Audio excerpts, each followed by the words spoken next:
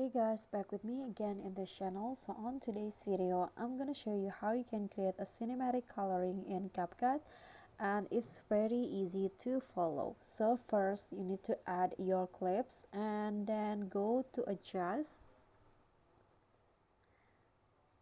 and use this setting. So first click on the temperature and lower it to -30, and then on the hue increase it to 10. Click on the fade and increase it to 15. Then click on the vignette and lower it into -10. And now click on the grain and increase it to around 19.